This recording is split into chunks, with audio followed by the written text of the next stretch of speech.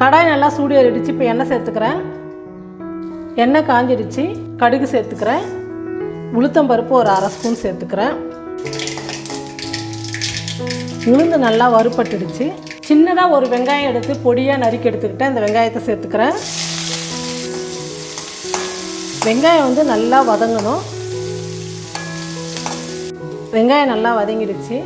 2 முட்டை எடுத்து வச்சுருக்கிறேன். அந்த முட்டையை உடச்சி ஊற்றிக்கலாம்.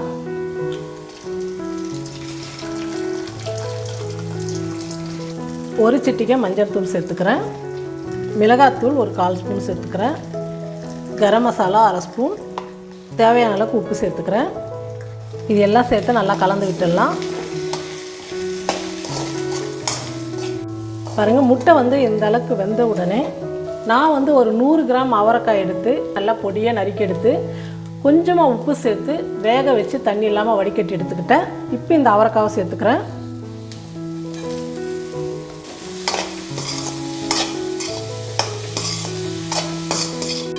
ஒரு 2 நிமிஷத்துக்கு ஸ்டவ் குறைச்சி வச்சுட்டு நல்லா வதக்கிக்கலாம்.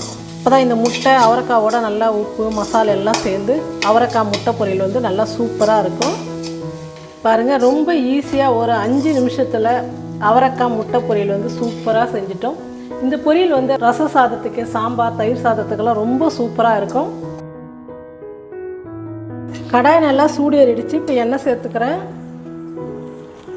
எண்ணெய் நல்லா காஞ்சிடுச்சு. கடுகு சேர்த்துக்கிறேன். சீரகம் கொஞ்சம். ஒரு 5 பல்லு பூண்டு எடுத்து நறுக்கி எடுத்துக்கிட்டேன். அந்த பூண்டு சேர்த்துக்கலாம். ஒரு சின்ன வெங்காயத்தை பொடியாக நறுக்கிக்கிட்டு அந்த வெங்காயம் சேர்த்துக்கிறேன். கருவேப்பிலை கொஞ்சம் சேர்த்துக்கிறேன்.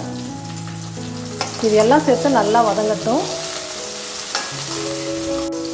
தொக்கு செய்கிறதுக்கெல்லாம் வெங்காய தக்காளி ரொம்ப நல்லா வதங்கி வரணும். அப்போ தான் டேஸ்ட்டாக நல்லாயிருக்கும். நல்லா வதங்கட்டும். 2 தக்காளி பொடியாக நறுக்கி எடுத்துக்கிட்டு அந்த தக்காளி சேர்த்துக்கிறேன்.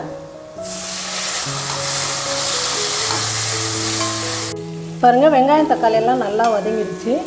ஒரு 100 கிராம் அவரைக்காய் இருக்கும். நான் வாங்கிட்டு நல்லா கிள்ளி நார் இல்லாமல் எடுத்துக்கிட்டேன். அவரைக்காய் சேர்த்துக்கலாம்.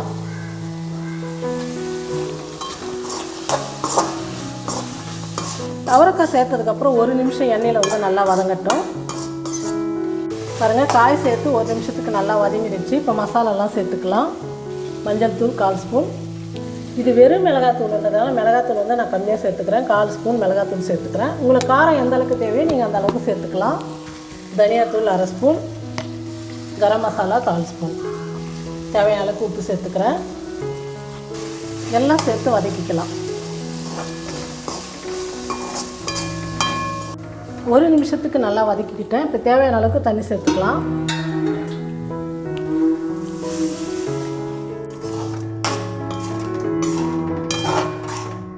காயெல்லாம் நல்லா வேகட்டும். பாருங்கள், அவரைக்காய் தொக்கு சூப்பராக ரெடி ஆகிடுச்சு. இப்போ ஸ்டவ் ஆஃப் பண்ணிடுறேன். அவரைக்காய் சாம்பாருக்கு நான் பருப்பு குக்கரில் போட்டு நல்லா வேக வச்சு எடுத்துக்கிட்டேன். இப்போ சாம்பார் தாளிச்சிக்கலாம். கடாய் நல்லா சூடு ஏறிடுச்சு. எண்ணெய் சேர்த்துக்கிறேன். எண்ணெய் நல்லா காஞ்சிடுச்சு. கடுகு சேர்த்துக்கிறேன்.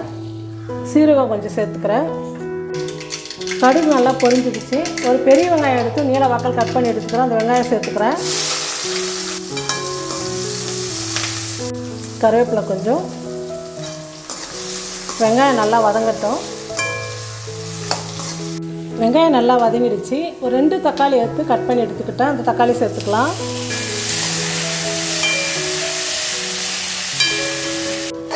பாருங்கள், வெங்காயம் தக்காளி எல்லாம் நல்லா வதங்கிடுச்சு.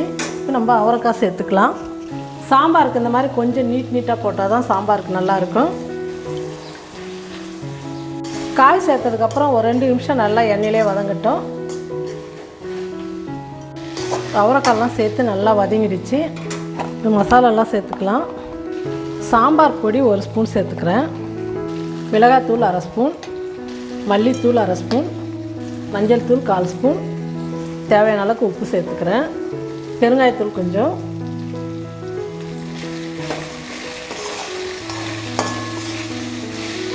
மசாலாலாம் சேர்த்ததுக்கப்புறம் ஒரு 30 செகண்ட் வதக்கிக்கலாம். எல்லாம் நல்லா வதங்கிடுச்சு. தேவையான அளவுக்கு தண்ணி சேர்த்துக்கிறேன். காய் நல்லா வேகட்டும். பாருங்க அவரைக்காய்லாம் நல்லா வெந்துருச்சு. கொஞ்சமாக புளி எடுத்து ஊற வச்சுருக்கிறேன். அவரைக்காய் சாம்பாருக்கெலாம் அதிகமாக புளி வேணாம், கொஞ்சமாக எடுத்து ஊற வச்சுருக்கிறேன். அதை கரைச்சி ஊற்றிக்கிறேன். பருப்பு வந்து நல்லா கடைஞ்சி எடுத்துக்கிட்டேன். இந்த பருப்பு ஊற்றிக்கலாம்.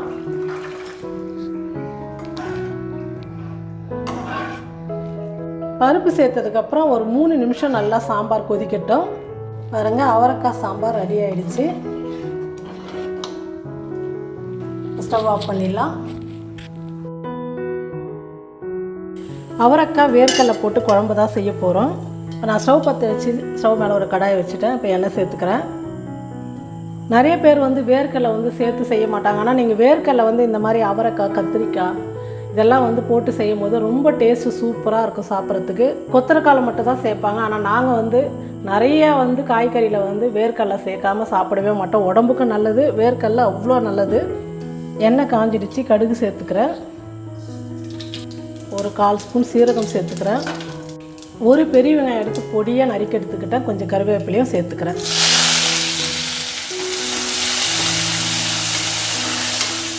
ஒரு 1/2 ஸ்பூன் இஞ்சி பூண்டு பேஸ்ட்டு சேர்த்துக்கிறேன்.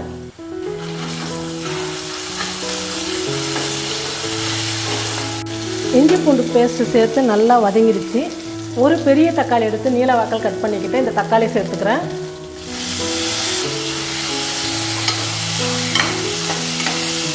பாருங்கள் வெங்காயம் தக்காளியெல்லாம் வந்து நல்லா வதங்கிடுச்சு. இப்போ நான் அவரைக்காய் வந்து சேர்த்துக்கிறேன்.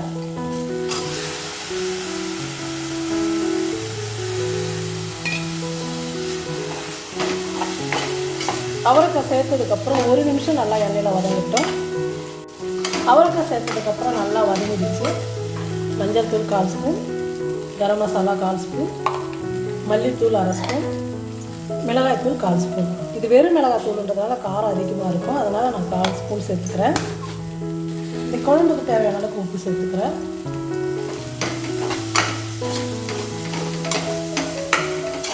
ஒரு நிமிஷம் நல்லா வதங்கிடுச்சு. இப்போ தண்ணி சேர்த்துக்கிறேன்.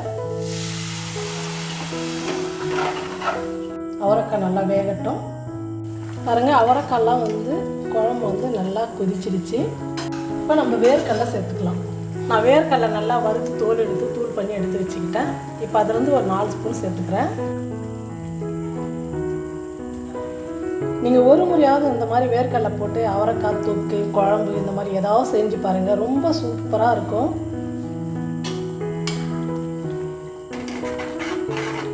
வேர்க்கடலை சேர்த்ததுக்கப்புறம் ஒரு 30 செகண்ட் கொதிச்சா போதும். ரொம்ப நேரம் கொதிக்க வேணாம். பாருங்கள் குழம்பு வந்து நல்லா கொதிச்சிடுச்சு. இப்போ நான் ஸ்டவ் ஆஃப் பண்ணிடுறேன். அவரைக்காய் கூட்டு செய்யலாம். கடாய் வச்சுட்டா கடாய் நல்லா சூடேறிடுச்சு. இப்போ எண்ணெய் சேர்த்துக்கிறேன். நிறைய பேர் நினைக்கலாம் அவரைக்காயில் கூட கூட்டு செய்யலாமான்னு சொல்லிட்டு. அது நம்ம விருப்பம் தான். எந்த காயில் வேணாலும் கூட்டு செய்யலாம். நீங்கள் இந்த மாதிரி ஒரு முறை செஞ்சு பாருங்கள். உங்களுக்கு ரொம்ப பிடிக்கும் அவரைக்காயில் கூட்டு செஞ்சீங்கன்னா. எல்லாம் அவரைக்காய் சாம்பார், பொரியல் அந்த மாதிரி தான் செய்வாங்க. நம்ம வந்து வித்தியாசமான முறையில் கூட்டு, பகோடா, வேர்க்கடலை போட்டு குழம்பு, அவரைக்காய் கிரேவி இந்த மாதிரி விதவிதமாக செஞ்சுருக்குறோம். ரொம்ப நல்லாயிருக்கு. எல்லாமே ஒரே மாதிரி அவரைக்காயில் செய்கிறத விட ஒவ்வொரு நாளைக்கு ஒரு மாதிரி வித்தியாசமாக செஞ்சால் எல்லாருக்குமே ரொம்ப பிடிக்கும். எண்ணெய் காஞ்சிடுச்சு. கடுகு சேர்த்துக்கிறேன். ஒரு பெரிய வெங்காயம் எடுத்து கொஞ்சம் சின்ன சின்னதாக கட் பண்ணி எடுத்துக்கிட்டால் கொஞ்சம் கருவேப்பிலை அதையும் சேர்த்துக்கலாம்.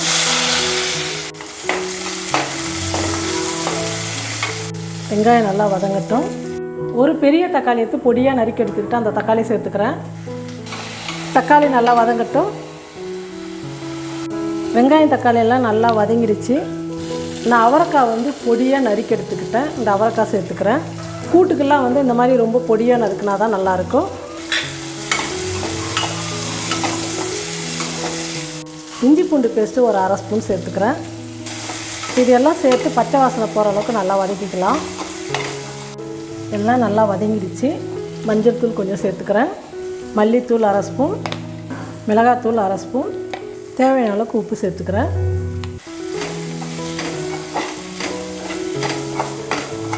எல்லாம் சேர்த்து நல்லா வதக்கிக்கிட்டேன். ஒரு 50 கிராம் கடலைப்பருப்பு எடுத்து நான் முன்னாடியே வந்து குக்கரில் போட்டு ஒரு 4 விசில் வச்சு வேக வச்சு எடுத்துக்கிட்டேன். இப்போ அந்த கடலைப்பருப்பு சேர்த்துக்கிறேன். பருப்பு வேக வச்ச தண்ணியோடு சேர்த்துக்கிட்டிங்கன்னா டேஸ்ட்டு நல்லாயிருக்கும். அவரைக்காய் வந்து நல்லா வேகட்டும். ஒரு மிக்ஸி ஜார் எடுத்துக்கிட்டேன். சோம்பு ஒரு 1/4 ஸ்பூன், நான் 100 கிராம் அவரைக்காய் சேர்த்ததுனால அதுக்கு தகுந்த மாதிரி நான் மசாலா சேர்த்துக்கிறேன். கசகசா ஒரு 1/4 ஸ்பூன், தேங்காய் சின்னதாக ஒரு பீஸ் எடுத்து துருவி எடுத்துக்கிட்டு அந்த தேங்காய் சேர்த்துக்கிறேன். இதெல்லாம் சேர்த்து நைஸாக தண்ணி விட்டு அரைச்சி எடுத்துக்கலாம். பாருங்கள், காயெல்லாம் நல்லா வெந்துடுச்சு. நம்ம அரைச்ச மசாலாவை சேர்த்துக்கலாம்.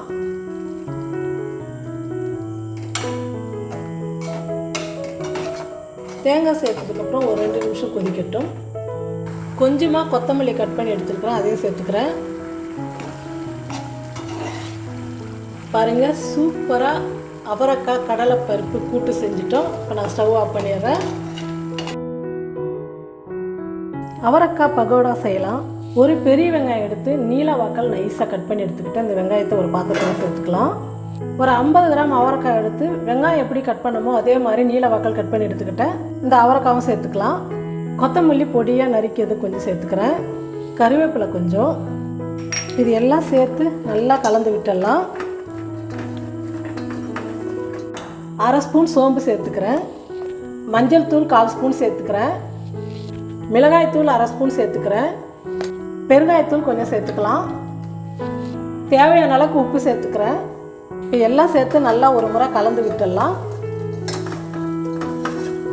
1 கப்பு கடலை மாவு எடுத்து வச்சுருக்கிறேன், அந்த கடலை மாவு சேர்த்துக்கிறேன். அதே கப்பில் 1/4 கப்பு அரிசி மாவு எடுத்துக்கிறேன், அதையும் சேர்த்துக்கிறேன். இப்போ எல்லாம் சேர்த்து கலந்து விட்டுடலாம். 1 சிட்டிகை சோடா உப்பு சேர்த்துக்கிறேன். எல்லாம் சேர்த்து நல்லா மிக்ஸ் பண்ணிவிட்டேன். இப்போ கொஞ்சம் கொஞ்சமாக தண்ணி தெளித்து பிசைஞ்சிக்கலாம். பாருங்கள், நான் 1 டீஸ்பூன் எண்ணெய் நல்லா சூடு பண்ணிக்கிட்டேன். இந்த எண்ணெயை இந்த பகோடா மாவில் சேர்த்துக்கலாம். இந்த மாதிரி நல்லா காஞ்சிருக்கணும் எண்ணெய். இது எல்லாம் சேர்த்து நல்லா பிசைஞ்சிடலாம். நம்ம பகோடா எண்ணெயில் இந்த மாதிரி சின்ன சின்ன பீஸாக அப்படி போடுறதுக்காக இந்த அளவுக்கு கெட்டியாக இருந்தால் தான் பகோடா நல்லா வரும். இப்போ நல்லா பிசைஞ்சிட்டோம். இப்போ எண்ணெய் சூடு பண்ணிக்கலாம். எண்ணெய் நல்லா காஞ்சிடுச்சு. எண்ணெய் காஞ்ச உடனே ஸ்டவ் நம்ம குறைச்சி வச்சுக்கிட்டு பகோடா போட்டுக்கலாம். இந்த மாதிரி எடுத்துகிட்டு சின்ன சின்ன பீஸாக அப்படி உதிர்த்து விட்டுட்டா பகோடா சூப்பராக இருக்கும்.